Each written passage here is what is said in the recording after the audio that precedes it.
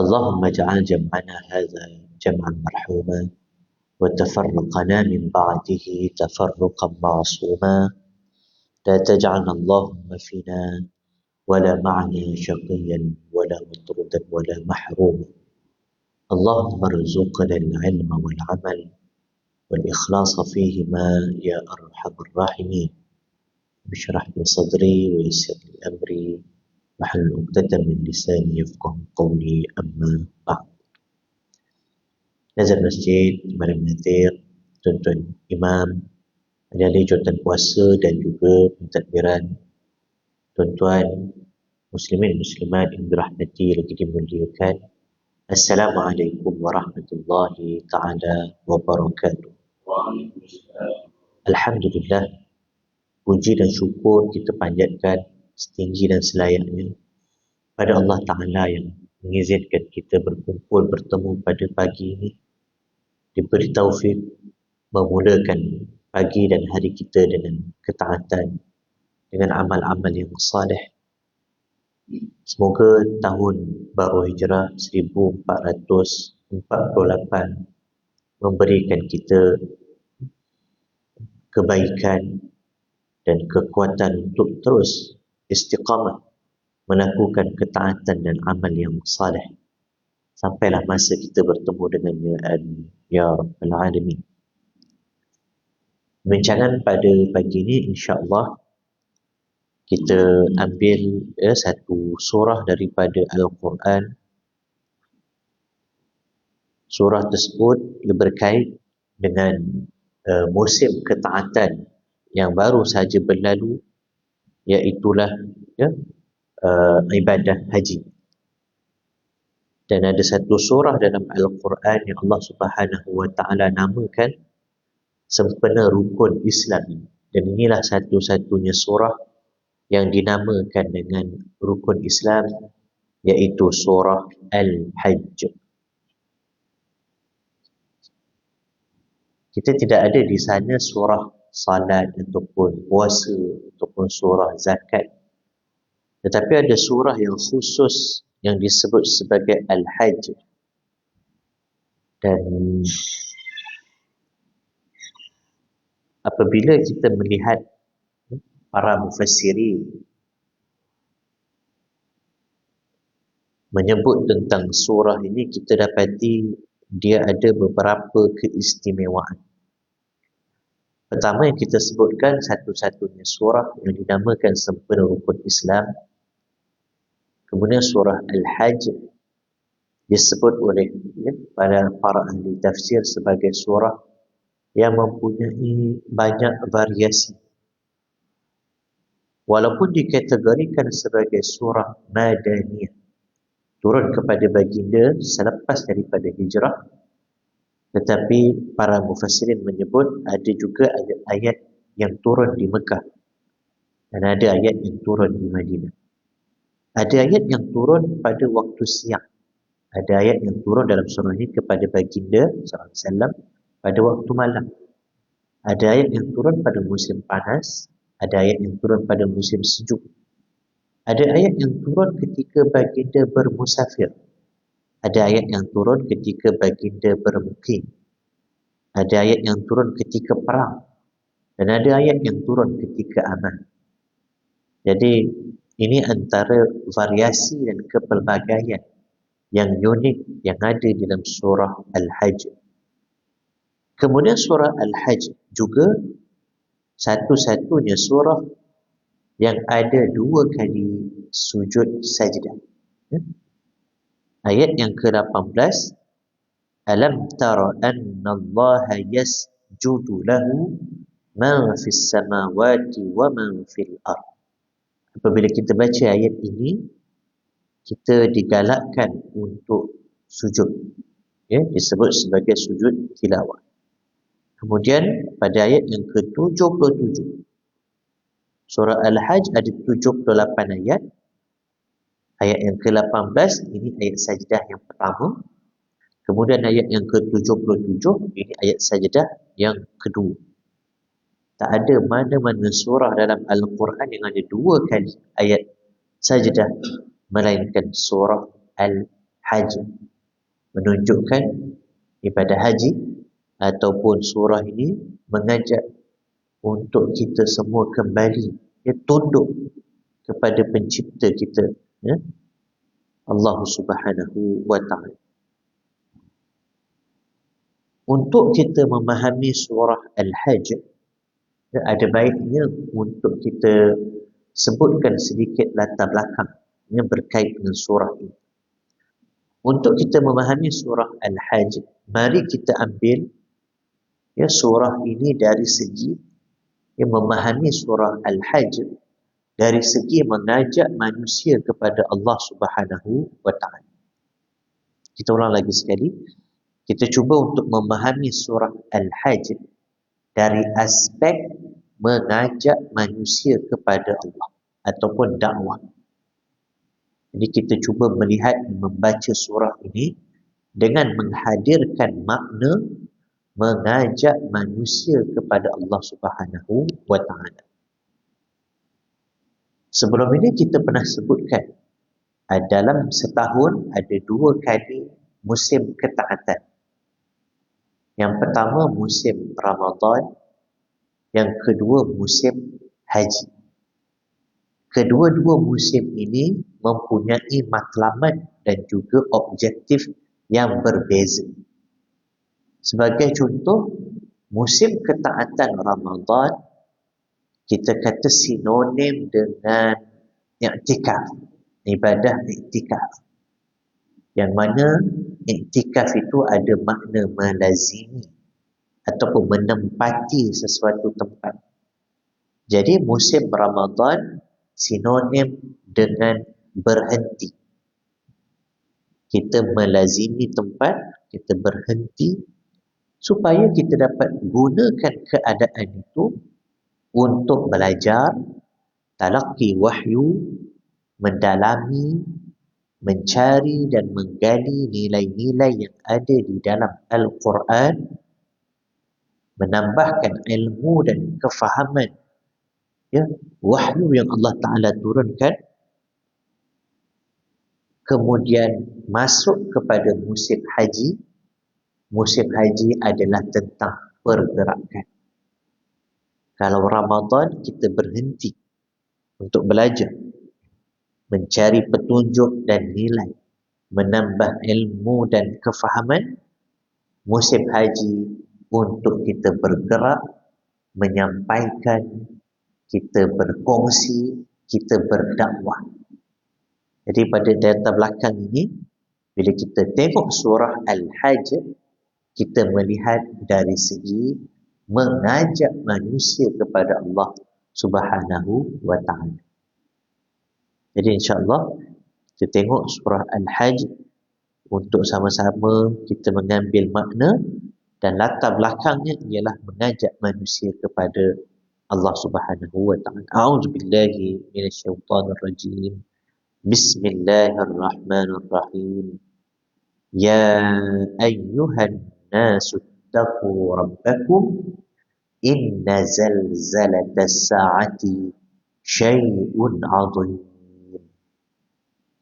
Ayat pertama daripada surah Al-Hajj kita dapati Allah Subhanahu wa taala menyebut ya ayyuhan nas, wahai sekalian manusia. Jadi di peringkat awal lagi surah ini tentang mengajak, memanggil, menyeru ya ayyuhan nas, wahai sekalian manusia. Dan kalimah dan panggilan manusia itu menunjukkan kepada kita bahawa seruan dan juga ajakan dan dakwah ini dia bersifat alami, lil alamin. Kalau kita menyebut tentang dakwah, kita nak mengajak, kita tidak boleh menyempitkan seruan ini khusus untuk bangsa tertentu ataupun keturunan tertentu, ataupun kita sempitkan dengan sempadan geografi. Kita jadikan agama kita seolah-olah eksklusif hanya untuk sebahagian orang. Sedangkan Allah Ta'ala mengatakan, Ya ayyuhan nas. Jadi, kita sebagai Muslim dan mukmin insya-Allah mengambil makna ini bahawa yang pertama, kita kena menyeru, Ya ayyuhan. Yang pertama. Yang kedua, seruan kita kepada semua. Kita tidak mengajak golongan tertentu, keturunan tertentu, membataskan dengan sempadan geografi, tidak. Dan yang ketiga, memang kita perlu keluar berjumpa manusia. Sebagaimana jemaah haji, surah Al-Hajj, sebagaimana jemaah haji keluar bersesak dengan manusia, bertemu dengan seramai mungkin manusia, tujuannya menyeru dan mengajak mereka. Kata Nabi sallallahu alaihi wasallam, la farqa baina arabiyyin wala a'jamiyyin illa bittaqwa. Tak ada beza. Tiada perbezaan antara Arab ataupun bukan Arab ajam, melainkan dengan takwa. Jadi kita tidak membataskan. Ya ayyuhan nas ittaqu rabbakum. Inna zalzalatas sa'ati syai'un 'azim yawma tarawunaha tadhhalu kullu murdi'atin 'amma arda'at wa tad'u kullu dhati hamlin hamlaha wa taran nasa sukara wa ma hum bisukara walakinna 'adzaballahi syadid. Wahai manusia, bertakwalah pada Tuhan kamu. Sesungguhnya goncangan hari kiamat itu satu perkara yang sangat dahsyat. Kedahsyatannya itu tidak dapat aku ceritakan, melainkan bila kamu melihat hari tersebut, ibu yang menyusukan lupa anak. Setiap yang mengandung akan gugur. Kamu melihat manusia seperti mabuk. Adakah mereka mabuk? Tidak.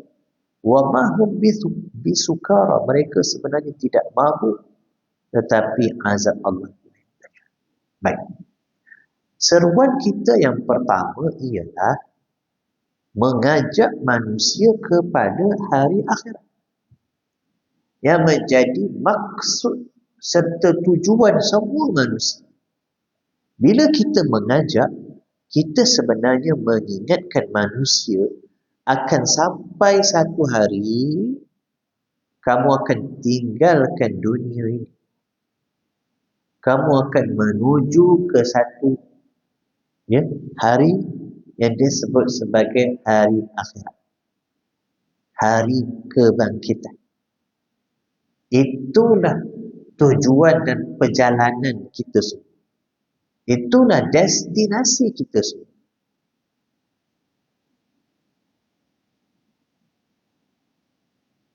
Perkataan destinasi itu sebenarnya selari dengan makna al-hajj. Al-hajju maknanya al-qasdu. Maksud. Kita mengajak manusia kepada tujuan akhir. Kita bukan mengajak untuk bukan sekadar untuk mengimarahkan dunia semata-mata. Walaupun itu tugas khalifah.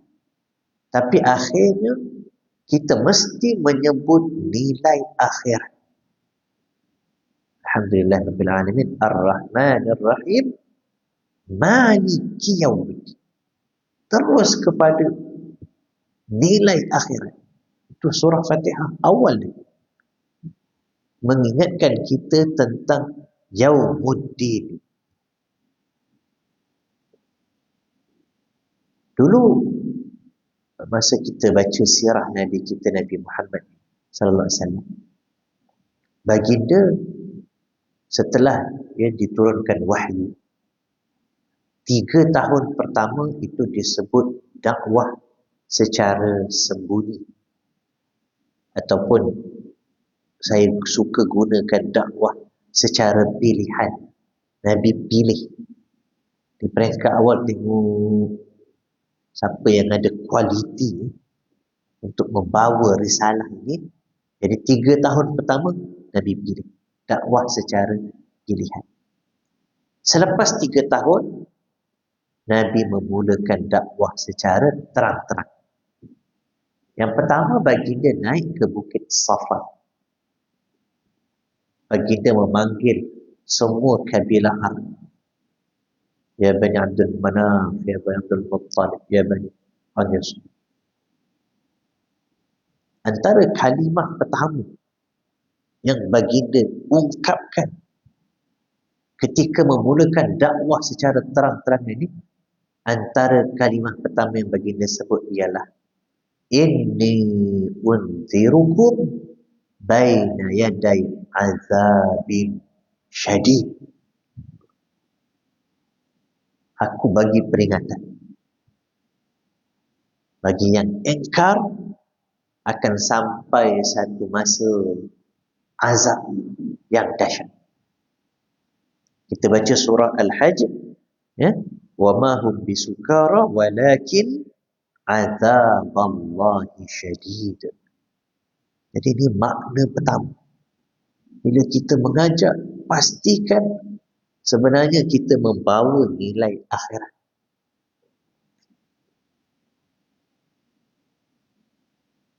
Ketika baginda berdakwah kepada kabilah-kabilah sebelum hijrah, masuk hijrah sikit, ya, kebetulan tahun baru ni kan.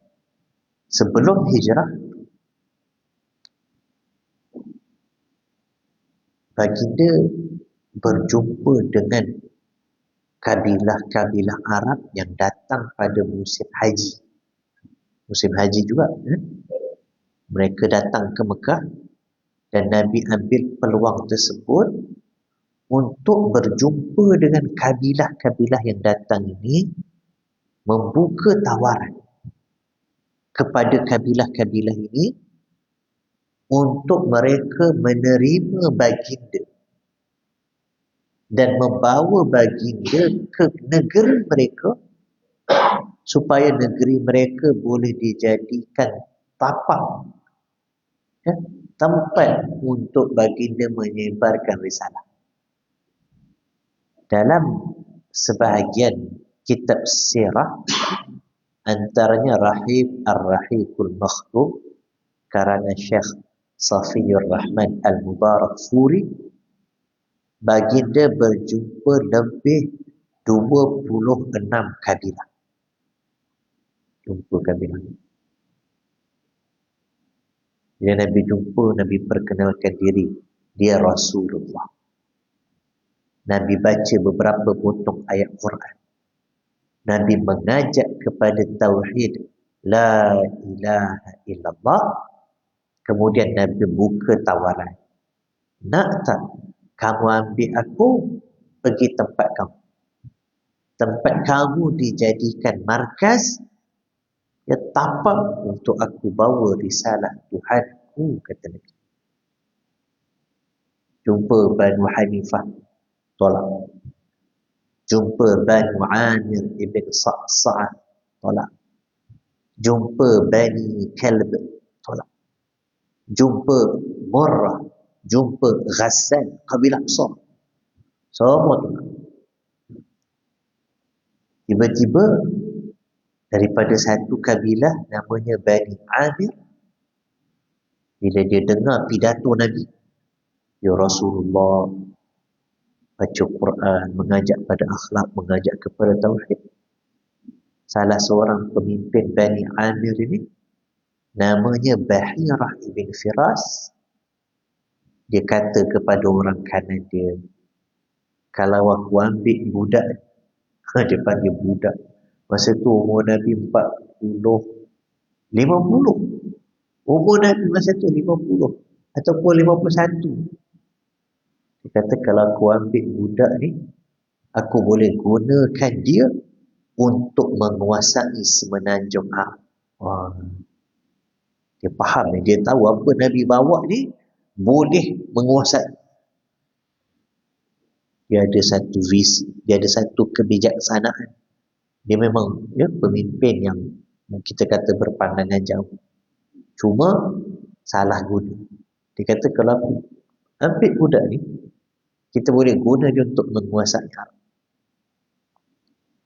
Lalu dia sebut, wahai budak Quraisy. Bahasa dia sikit lah. Ara'ait, apa pandangan kamu? Kalau kami bayakna, kalau kami buat janji setia dengan kamu, kita buat kerjasama. Aku bawa kau ke tempat aku tolong kamu. Apabila sampai satu masa Tuhanmu memenangkan urusan kamu ini, selepas pada itu, bolehkah kami yang memimpin?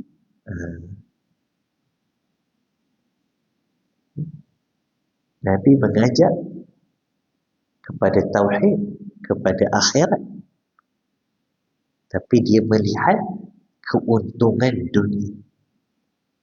Walaupun kita kata dia bijak, dia tahu apa Nabi bawa ni memang boleh menguasai dunia. Walaupun benda tu belum berlaku.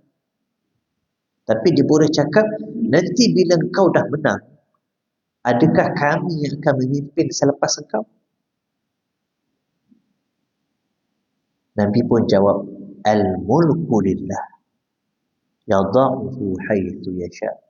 Kerajaan dan kekuasaan itu milik Allah Ta'ala. Diberi kepada siapa yang dia kehendaki. Lalu Bahirah berkata, hei budak Quraisy, adakah setelah kami serahkan tengkuk-tengkuk kami kepada Arab, kemudian setelah engkau menang, engkau lupakan kami? Dia boleh tahu yang akan ada perang. Benda tu tak berlaku lagi. Tapi dia boleh nampak. Kalau dia terima, maksudnya akan ada perang. Dia kata, adakah setelah kami serahkan tengkuk kami kepada Arab, engkau tinggalkan kami? Kalau macam tu, bahasa kasar dia berambus. Berambus daripada kemah kan. Ini kemah. Nabi pun, kalau kita bayangkan, dah ramai dah tolak. Kalau ni tolak, tiba-tiba ada yang nak terima. Tapi rupanya nak terima itu kerana ada agenda peribadi. Ada agenda selain daripada nilai akhirat. Maka Nabi daripada awal lagi meletakkan nilai akhirat itu yang utama. Kalau macam ni, orang yang ada agenda tertentu, orang yang ada agenda sampingan, daripada awal lagi Nabi kata, tak apalah. Dia tak nak terima pun tak apa. Jadi ini makna yang penting bila mana kita mengajak manusia kepada Allah Subhanahu wa Ta'ala. Baik. Setelah ayat yang kedua, Allah Subhanahu wa Ta'ala membawakan ayat yang ketiga. Kemudian kita dapati ayat yang ke-8 dan juga ayat yang ke-11. 3 ayat ini bermula dengan permulaan yang sama, iaitu wa minan nas. Selepas mukadimah tadi, datang ayat ketiga, wa minan nasi man yujadilu fillahi bighairi ilmin wa yattabi'u kulla syaitanin marid. Kemudian ayat yang ke-8, wa minan nasi man yujadilu fillahi bighairi ilmin wala hudan wala kitabim munir. Thani 'atfi liyudilla an sabilillah. Datang pula ayat yang ke-11, wa minan nas. Ada 3. Wa minan nas, wa minan nas, wa minan nas. Secara tersurat ada 3, tapi sebenarnya ada 4. Itu yang tersiratlah, difahami begitu. Yang mantuqnya ada 3, yang mafhumnya ada 4. Seolah-olah manusia terbahagi kepada 4. Tapi yang dibagi tahu kat sini wa minan nas 3 kali. Ketika kamu mengajak manusia, manusia terbahagi kepada 3 ataupun 4. Yang pertama, bila kamu ajak, Allah Ta'ala kata wa minan nasi may yujadilu fillah. Ada sebahagian manusia yang membantah. Sebab apa dia bantah? Ada satu perkataan dekat sini yang Allah Ta'ala highlightkan dia, wa yattabi', kerana dia ni mengikut. Dia bantah wa yattabi', sebab dia ikut kulla syaitanin marid, dia ikut syaitan yang jahat. Lepas tu ditegaskan pada ayat yang keempat, kutiba alaihi annahu man tawallah. Ditetapkan bagi sesiapa yang menjadikan syaitan itu sebagai ketua. Ada ketua. Dia bantah ni bukan sebab apa? Sebab dia ikut ketua dia. Ketua dia siapa? Syaitanul marid. Syaitan yang jahat. Syaitan tu bukan maksudnya kita tak boleh bayang kata bila kata ikut syaitan tu dia ikut apa, jin tu bukan lah. Dia bukan ikut jin tu. Sebab perkataan syaitan itu merujuk kepada sifat jahat, dipanggil syaitan. Minal jinnati wan nas, sama ada daripada kalangan jin atau manusia. Manusia yang jahat itu kita kata setan. Maksudnya dia jahat, walaupun manusia, tapi yang ada sifat atau perangai jahat itu kita panggil syaitan. Sama juga jin yang jahat kita panggil syaitan. Jadi syaitan dekat sini bukanlah yang makhluk halus tu, jin bukan. Mereka yang ada sifat dan perangai yang jahat. Jadi manusia golongan pertama, dia bantah sebab dia ikut syaitanul marid. Man tawallah, dia jadikan syaitan tu sebagai ketua dia. Fa annahu yudhilluhu, ketuanya itu menyesatkan dia. Jadi dia pun bantah. Sebenarnya dia tak tahu. Sebenarnya dia mungkin tak fikir, tidak menggunakan akal. Sebenarnya mungkin dia ragu-ragu. Tapi sebab salah ikut pemimpin, maka dia tengok pemimpin dia lawan, dia pun lawan. Maka Allah datangkan ayat, ya ayyuhan nas in kuntum fi raibin minal ba'thi fa inna khalaqnakum min turab thumma min nutfah thumma min 'alaqah thumma min mudghah dzalika bi anna Allah huwal haqq wa annahu yuhyil mauta wa annahu 'ala kulli syai'in qadir wa anna as-sa'ata atiyatun la raiba fiha wa anna Allah yab'atsu man fil qubur. Datang beberapa ayat seolah-olah ayat ini datang untuk terus mengajak. Mungkin golongan pertama ni sebab mereka cuma mengikut. Boleh jadi mereka ada satu keadaan yang disebut sebagai raib, ragu-ragu, raib. Maka Allah Ta'ala kata, ya ayyuhan nas id kuntum fi raibin. Kalau kamu ni ragu-ragu, maka datang hujan. Jadi ada golongan yang kita boleh berbincang. Dia bantah, dia memang bantah. Tapi mungkin dia bantah tu sebab masa tu dia tak fikir. Masa tu dia salah ikut. Maka kita berikan bukti. Kita berikan hujah. Kita bentangkan data dan fakta dia. Kalau dia boleh terima, alhamdulillah. Tugas kita menyampaikan, ya ayyuhan nas. Tugas kita seru. Zalika bi anna Allah huwal haq. Kita tegaskan Allah tu maha benar. Jadi ada golongan yang pertama ni mungkin ada ruang dialog, ada ruang perbincangan, ada ruang perdebatan yang sihat, maka kita mulakan ruang itu. Barulah masuk wa minan nas yang kedua. Ini golongan kedua, man yujadil, bantah juga. Cuma yang kedua ni saniya'nya tafih, dia memalingkan wajah. Ini memang sombong. Yang ini sombong. Dia memalingkan wajahnya liyudilla an sabilillah, supaya dia boleh menyesatkan manusia daripada jalan Allah. Ini istilahnya kafir lagi kan.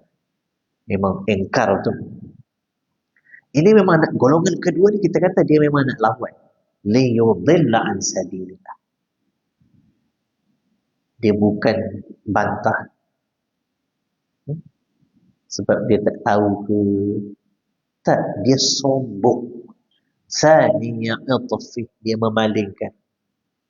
Kita tahu sombong ini merujuk kepada tahu kebenaran tetapi tolak kebenaran. Ini golongan kedua. Maka untuk golongan ini Allah terus kata, lahu fid dunya khizyun wa nuziquhu yawmal qiyamati azabal hariq. Bagi mereka kehinaan dunia, dan di akhirat kami rasakan dia azab yang membakar. Kalau tadi dia bawa ayat, dan ayat dalam bentuk mengajar, perbincangan, dialog, yang ni tak ada. Golongan kedua ni tak ada ayat macam tu. Allah Ta'ala terus, dunia hina, akhirat azab. Seolah-olah ada golongan yang kalau kita ajak dia ini dia nak lawan. Kalau golongan ni seolah-olah Allah Ta'ala gambarkan, serah pada Allah Ta'ala. Macam tu. Kamu cari orang lain. Tugas kamu menyampaikan. Tugas kamu menyebarkan. Tugas kamu mengajak. Tapi kalau orang tak nak, sombong, cakaplah apa tu. Bagilah hujah macam mana, kebenaran macam mana pun, sombong. Tak nak langsung. Assalamualaikum. Assalamualaikum. Cari orang lain. Allah Ta'ala kata serah pada dia. Lahu fid dunya khizyun wa nuziquhu yawmal qiyamati azabal hariq. Ini golongan kedua. Adapun golongan ketiga, wa minan nasi man ya'budullaha ala harf, fa in asabahu khair itma'anna bih, wa in asabathu fitnah inqalaba ala wajhihi khasirat dunia wal akhirah. Ada sebahagian manusia, Allah Ta'ala kata, dia menyembah Allah di hujung, di tebing, ke ujung. Golongan ketiga ni, mereka ini golongan yang cari dunia. Man ya'budullaha ala harf, sembah Allah Ta'ala tapi di hujung. dekat dekat sempadan tu. Sebab apa? Fa'in asabahu khair, kalau dia dapat manfaat, kebaikan, itma'an nabi, dia pun okey, dia pun tunggu. Wa in asabathu fitnah, bila dia diuji dengan ujian, inqala, dia pun lari. Ini golongan yang macam tadi tu, yang Nabi ajak tu. Lepas tu ditanya, kita orang dapat apa? Kita orang jadi ketua ke? Ini sembah Allah, ya'budullah, tapi ala harfin, dekat sempadan. Dia tunggu dapat baik, okey, kita stay sini. Untung, ini untung. Ini opportunist, kita kata, opportunist, ada agenda. Dia nak untung je. Dia ikut ni sebab untung. Bila tak untung, dia pun lari. Fa in asabathu, ya, wa in asabathu fitnah inqala, lari dia. Dia cari yang untung lain pula. Kata Ibnu Abbas, ada sebahagian A'rabi, Arab Badui lah, masa Nabi sampai Madinah tu, ada beberapa Arab Badui ni, dia tengok, dia cakap dekat kawan-kawan dia, ada orang datang, dia cakap dia Nabi. Jom kita try ikut macam mana. Dia macam tu. Dia ada agenda lain. Jom kita try ikut macam mana, tengok. Ada untung ke, tak untung ke. Ya. Lepas tu, dia orang pun ikut. Masa kebetulan dia orang ikut tu, dia orang punya tanaman jadi. Tanaman dia orang bagus. Semua jadi. Binatang ternakan dia orang jadi sihat, ya? Gemuk, keluar susu. Dia orang kata apa? Dia kata agama ni bagus. Lepas tu bila datang musim apa? Musim kemarau. Tanaman mati, binatang ternakan mati. Dia salahkan agama. Dia kata tak ada manfaat nak ikut. Macam tu. Kadang-kadang dia buat ibadah, ya'budullah, dia buat ibadah. Tapi dia buat ibadah tu sebab nak untung. Kadang-kadang kita kena, itulah. Kadang-kadang kita kena muhasabah juga. Kita disuruh buat amalan. Dia kata amalan ni kalau kamu buat, nanti kamu jadi kaya. Kita buat amalan ni untuk apa? Kadang-kadang ustaz pun seronok mengajar. Tuan-tuan, saya nak ajar satu amalan anti miskin. Dia macam kalau baca ayat ni, contohlah kan, contoh. Kalau kamu baca ayat ni selepas subuh ke selepas isyak, nanti kamu takkan jatuh miskin. Ya Allah. Saya tak ingat beberapa tahun lepas dia jadi trending. Trending apa? Sembahyang duha. Rupa-rupanya sebab nak kaya. Kamu buat ibadah ni, kamu sembah Allah ke kamu cari dunia? Wa minan nasi man ya'budullaha ala harf. Dapat dunia, okey pun. Kan aku dah kata amalan ni betul, bagus. Tapi bila diuji, senyap.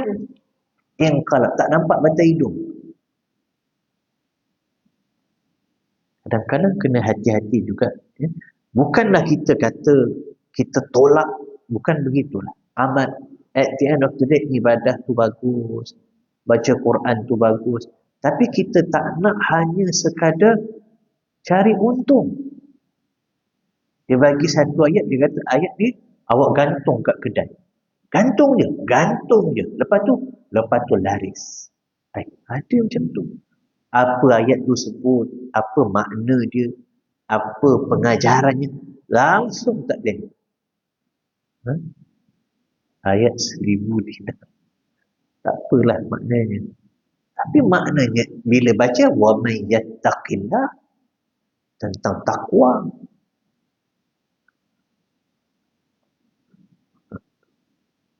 Ini golongan ketiga. Kemudian secara halus Allah Ta'ala bawa golongan keempat. Innallaha yudkhilul ladzina amanu wa amilus salihat jannatin tajri min tahtihal anhar. Innallaha yaf'alu ma yurid. Sesungguhnya Allah akan masukkan orang beriman dan beramal saleh. Allah akan masukkan apa? Dalam syurga dia lah. Jannatin, syurga. Mengalir di bawahnya sungai-sungai. Sesungguhnya Allah hanya kuat apa yang dikehendaki. Jadi, ada golongan yang tolak. Wa minan nas yang pertama tolak. Tapi sebab dia ni tak fikir, dia cuma ikut. Golongan ni ajak dialog, berdebat, berbincang. Yang kedua, tolak sebab memang lawan. Ini kafir, engkau sombong. Yang ketiga, opportunist. Kena hati-hati. Dia cari untung. Jom kita ikut nanti. Kalau menang, kita untung. Yang keempat, yang beriman. Beriman dengan risalah ini. Beriman dengan dakwah ini. Melakukan amal-amal yang saleh. Mengajak lagi golongan pendakwah lah yang mengajak manusia beramal saleh. Mereka ni ganjarannya syurga. Sebab nilai kita, nilai akhirat. Itu asas kepada seruan ini.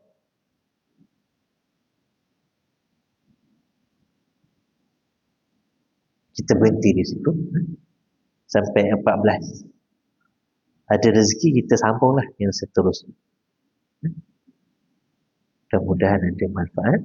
Rujukannya surah Al-Hajj. Nanti kalau balik baca 1 sampai 14, boleh hadirkan makna ini. Mengajak manusia pada Allah Ta'ala. Kalau dia bantah, kita tengok. Ini sombong ke? Ini pajak otak ke? Kita tengok. Kalau dia bincang. Ajak. Kalau dia sombong tu. Sama. Ataupun mungkin opportunist. Ini kena bijak. Kena tengok. Ataupun yang beriman. Yang terima. Lalu mengajak kepada amal saleh. Mudah-mudahan nilai akhirat itu terus meresap. Masuk ke dalam jiwa mereka. Untuk mereka terus melakukan amal-amal yang saleh. Sampai situ dulu. Mudah-mudahan ada manfaat untuk kita semua. Yang baik pada Allah Ta'ala. Kelemahan kekurangan diri saya sendiri. Aku ulumah sendiri itu. Kita tangguh dengan membaca tasbih kafarah dan juga suratul Asr. Subhanakallahumma wa bihamdika ashhadu an la ilaha illa ant astaghfiruka wa atubu ilaik. Bismillahirrahmanirrahim. Wal 'asr innal insana lafi khusr illa alladhina amanu wa 'amilus shalihat وتواصوا بالحق وتواصوا بالصبر والسلام عليكم ورحمة الله وبركاته.